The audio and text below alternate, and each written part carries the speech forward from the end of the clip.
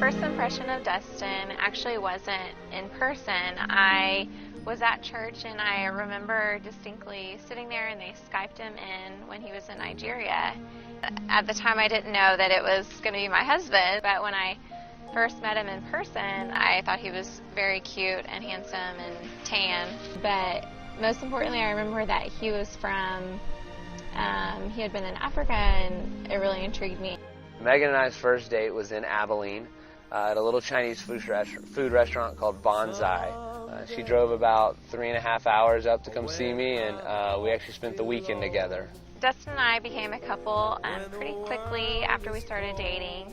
We talked a lot of late nights on the phone. And dating Megan long distance actually ended up being a hidden blessing. She was in Austin, I was in Abilene. I was first year of coaching football, and so I wasn't able to travel back to Austin very much, which meant we spent many of hours on the phone. To this day, Dustin has never missed a day of calling me or talking to me. He made it a priority to talk to me every day on the phone. Our first kiss was really special because it wasn't but a couple of months into us dating that he kissed me.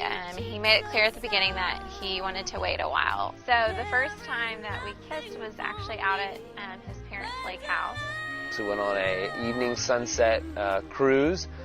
We threw out anchor and watched the sunset set over the hill country and listening to some Ray LaMontagne. He was very smooth. I kind of put my arm around her, leaned in, and made the move. And he finally kissed me, and I was excited. I hadn't really expected it, and so when he did, it was really special. I was so glad she responded.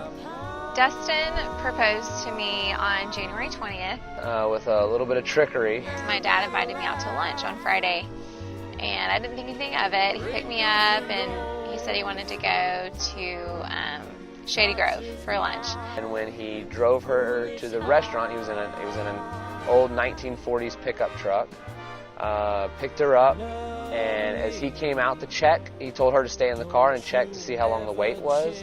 I came out, gave him a big hug, and then went to the car and drove off. I kind of immediately knew that he was about to propose, so I got really nervous, and I could tell he was nervous. He got in the car, and it was just like, hey, you know. About a 1-minute drive, most nerve-wracking drive of my life.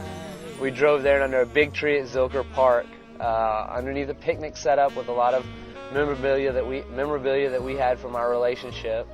I dropped to one knee and asked her for her hand in marriage.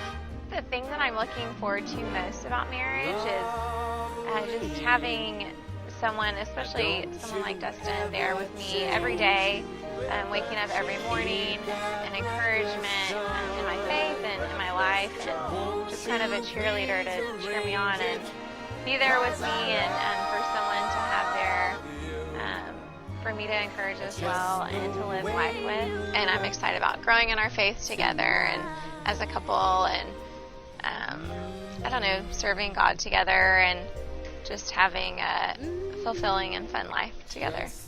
What I like most about Megan is her caring, loving heart, her love for Jesus, just everything I imagined in a wife. She actually, she fulfills that. She's everything I thought she would be.